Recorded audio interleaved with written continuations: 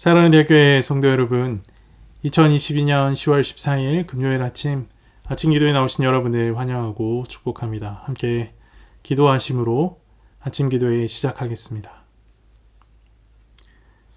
사랑과 자비가 충만하신 하나님 아버지, 오늘도 우리 가운데 귀한 새날을 허락하시고 주의 말씀과 함께 주님 허락하신 새날 세워갈 수 있도록 이렇게 인도하여 주심에 감사합니다. 이 아침 주어진 말씀과 함께 우리의 삶을 돌아보게 하시고 하나님의 은혜가 어떻게 임하는지, 그 은혜를 우리가 어떻게 누릴 수 있는지 분명히 깨달아 알아 오늘 하루도 주님 주시는 놀라운 은혜들로 살아갈 수 있도록 함께하여 주시옵소서. 붙드실 줄 믿습니다. 이 모든 말씀 살아계신 예수 그리스도 이름으로 기도합니다. 아멘. 오늘 함께 보실 하나님의 말씀은 사무엘하 15장 24절에서 37절까지 말씀입니다. 보라, 사독과 그와 함께한 모든 레위 사람도 하나님의 언약궤를 메어다가 하나님의 궤를 내려놓고 아비아달도 올라와서 모든 백성이 성에서 나오기를 기다리도다. 왕이 사독에게 이르되 보라, 하나님의 궤를 성읍으로 도로 메어가라. 만일 내가 여호와 앞에서 은혜를 입으면 도로 나를 인도하사 내게 그 궤와 그 계신들을 보이시리라. 그러나 그가 이와 같이 말씀하시기를 내가 너를 기뻐하지 아니한다 하시면 종이 여기 있사오니 선히 여기시는 대로 내게 행하시옵소서 하리라. 왕이 또 제사장 사독에게 이르되 내가 선견자가 아니냐? 너는 너희의 두 아들 곧 내 아들 아히마아스와 아비아달의 아들 요나단을 데리고 평안히 성읍으로 돌아가라. 너희에게서 내게 알리는 소식이 올 때까지 내가 광야 나루터에서 기다리리다 하니라. 사독과 아비아달이 하나님의 궤를 예루살렘으로 도로 메어다 놓고 거기 머물러 있으니라. 다윗이 감난산 길로 올라갈 때에 그의 머리를 가리고 맨발로 울며 가고 그와 함께 가는 모든 백성들도 각각 자기의 머리를 가리고 울며 올라가니라.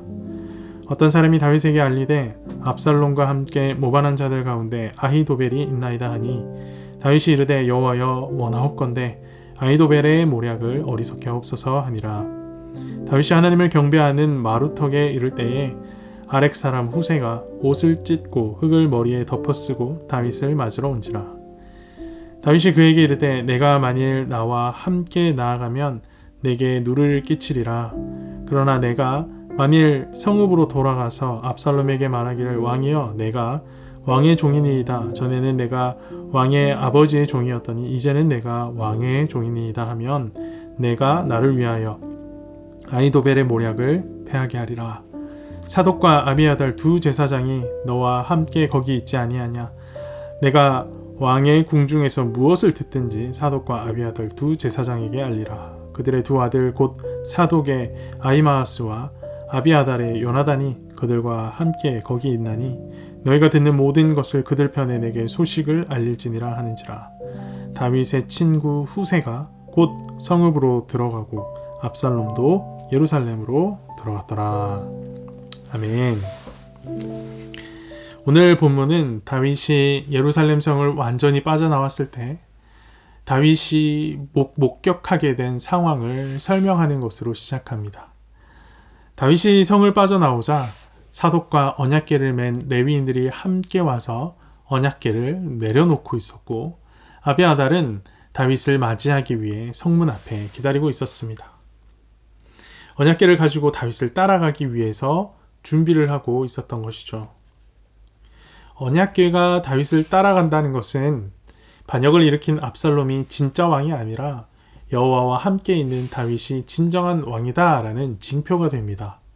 더불어 백성들의 마음을 다시 다윗에게 돌리는데 중요한 역할을 하게 될 것입니다.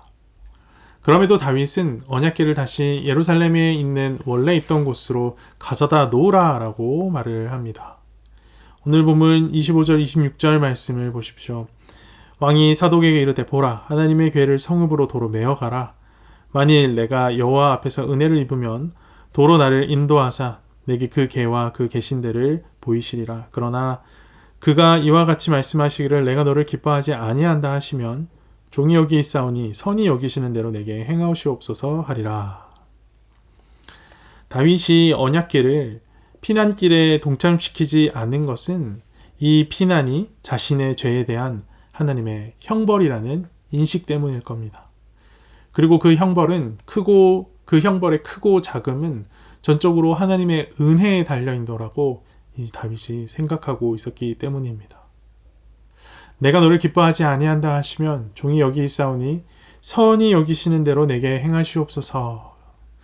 다윗에게 모든 것을 철저히 하나님의 손에 맡겨드리는 태도가 회복되고 있음을 우리가 알 수가 있습니다.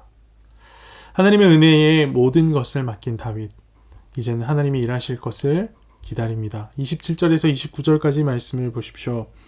왕이 또 제사장 사독에게 이르되 내가 선견자가 아니냐? 너는 너희의 두 아들 곧 내 아들 아히마아스와 아비아달의 아들 요나단을 데리고 평안히 성읍으로 돌아가라. 너희에게서 내게 알리는 소식이 올 때까지 내가 광야 나루터에서 기다리리라 하니라. 사독과 아비아달이 하나님의 궤를 예루살렘으로 도로 메어다 놓고 거기 머물러 있으니라. 다윗이 사독을 향해서 내가 선견자가 아니냐라고 말을 합니다. 이 선견자라는 말은 왕의 공식적인 상담자를 의미하는 말입니다. 왕궁의 여러 업무에 관여할 수 있고 여러 정보를 빠르게 얻을 수 있는 그런 자리인 겁니다. 다윗은 사독을 통해 궁 안에서 일어나는 여러 정보를 알고 전달받기를 원했습니다. 그리고 그렇게 그들을 궁 안으로 들여보낸 후에 그들에게 연락이 올 때까지 기다리겠노라 라고 말합니다. 하나님의 은혜를 기다리겠다고 말하면서 사람을 심어 놓은 것이 뭔가 좀 이질적으로 느껴질 수 있을 것 같습니다. 여기서 우리는 다윗이 이들에게 평안히 성읍으로 돌아가라 라는 말에 주목해 보아야 합니다. 적진 한가운데 들어가는 것처럼 목숨이 위험한 일이었다면 어떻게 평안히 돌아가라 할 수 있겠습니까?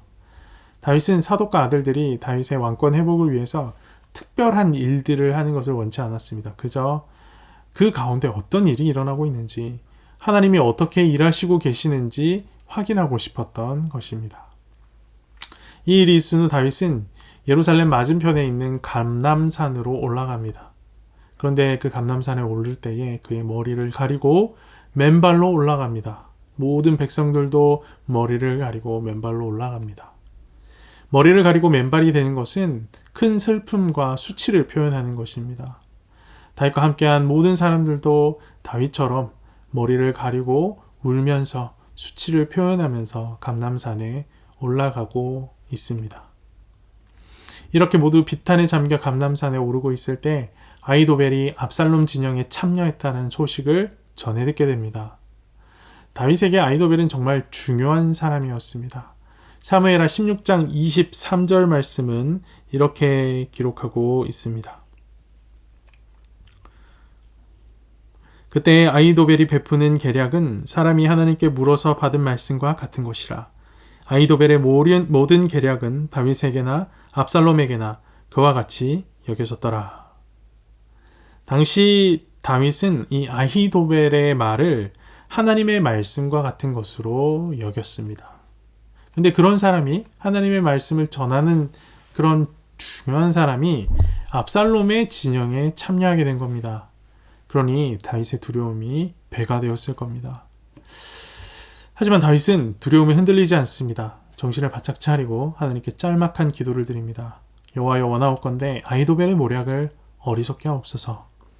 그리고 얼마 지나지 않아 이 기도가 응답이 됩니다.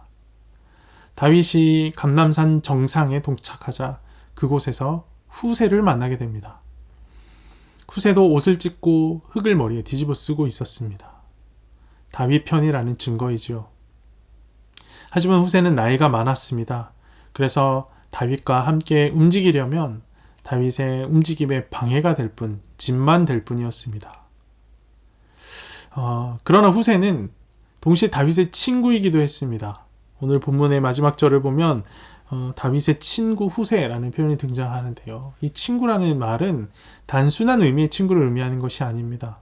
후세가 존경받는 관료로서 왕의 자문위원이었음을 드러내는 그런 말입니다. 다윗은 후세에게 꼭 맞는 역할을 부탁을 합니다. 다시 예루살렘으로 돌아가서 그곳에서 아히도벨의 모략을 패하게 해달라라는 부탁입니다. 좀 전에 드린 다윗의 기도 여러분 기억하시지요? 아히도벨이 압살롬에게 넘어갔다는 이야기를 듣고 아히도벨의 모략을 어리석게 해달라라고 다윗이 기도했었습니다. 후세의 등장은 다윗의 기도를 들으신 하나님의 응답이었던 겁니다.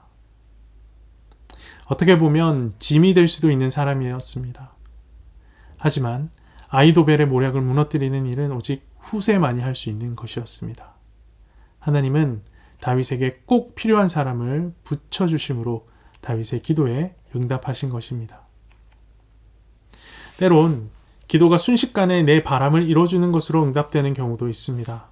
하지만 오늘 본문처럼 기도의 응답으로 사람이 붙여지는 경우도 있기도 합니다. 혹시 간절히 기도하는데 응답되지 않는 것처럼 느껴지시는 경우가 있으신지요? 시선을 돌려 주변을 한번 돌아보십시오.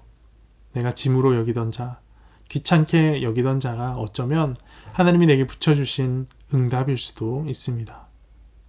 그리고 반대의 경우도 생각해 보셔야 합니다. 누군가 어려움에 빠져 도움을 필요로 하는 사람이 있다면 내가 하나님의 응답으로 보냄받은 사람일 수도 있기 때문입니다. 사랑하는 대학교의 성도 여러분, 저는 아름다운 교회를 꿈꾸며 건강한 교회를 이루기 위해 늘 기도합니다. 그런 의미에서 여러분은 제 기도의 응답으로 하나님이 주신 선물입니다. 어쩌면 저 또한 여러분의 기도의 응답으로 하나님이 보낸 자일 수 있습니다. 이런 하나님의 응답으로서 우리가 모였다라는 이 시선을 회복하면 교회가 달라 보이고 공동체가 달라 보입니다. 하나님께서 다윗의 기도에 대한 응답으로 후세를 보내주셨을 때 후세는 나이 들어 빠르게 움직일 수 없는 사람이었습니다. 빠르게 도망쳐야 하는 공동체의 입장에서 보았을 땐 어울리지 않는 자, 짐처럼 여겨질 수 있는 사람이었습니다. 하지만 하나님이 보내셨음을 믿는 다윗의 눈에는 후세만이 할 수 있는 일이 분명히 보였습니다. 하나님께서 보낸 사람 가운데 짐이 되는 사람은 없는 겁니다. 내 곁에 있는 자가 기도의 응답일 수 있음을 기억하고 또 내가 누군가의 응답이 되는 사람일 수 있음을 기억하여서 겸손한 마음으로 서로를 섬기며 살아가는 아름다운 대학교의 아름다운 SCM 형제자매들이 되기를 간절히 소망합니다. 함께 기도합시다. 사랑과 자비가 충만하신 하나님 아버지, 오늘 우리 가운데 귀한 말씀 허락하여 주심에 감사합니다. 하나님 아버지, 기도의 응답으로 주님께서 우리 가운데 사람을 붙여주신다라는 사실을 말씀 통해 다시금 확인합니다. 우리 주변에 있는 많은 사람들이 어쩌면 내가 주님 앞에 간절히 드린 기도의 응답일 수 있음을 기억하게 하시고 하나님, 그들을 짐으로 여기거나 귀찮게 여기지 않고 하나님의 응답으로서 내 삶에 어떤 도움을 줄 수 있는 자들인지 겸손하게 돌아볼 수 있도록 인도하여 주시옵소서. 나아가 주님, 내가 누군가의 기도 응답이 될 수 있다라는 사실 또한 기억합니다. 내가 누군가의 기도 응답으로서의 삶을 살기 위해선 하나님 아버지, 누군가가 나의 도움을 필요로 할 때 겸손한 마음으로 그를 도울 준비가 되어 있어야 함을 기억합니다. 우리 모든 대학교의 성도들, SCM 형제 자매들은 하나님의 응답으로서의 삶을 살아갈 준비가 되어진 자들 될 수 있도록 인도하시고 함께하여 주시옵소서. 하나님 아버지, 오늘 우리 가운데 이 귀한 마음속 깊이 새기게 하셔서 주님 주신 공동체와 형제자매들을 더욱 사랑하며 섬기며 살아가는, 그리하여서 신앙 공동체의 아름다움을 아름답게 유지해 나가며 살아갈 수 있는 대학교의 성도들, SCM 형제자매들 될 수 있도록 인도하여 주시옵소서. 오늘 하루의 삶도 주님 손에 맡겨드립니다. 인도하시고 붙들어 주시고 보호하여 주시옵소서. 이 모든 말씀 살아계신 예수 그리스도 이름으로 기도합니다. 아멘.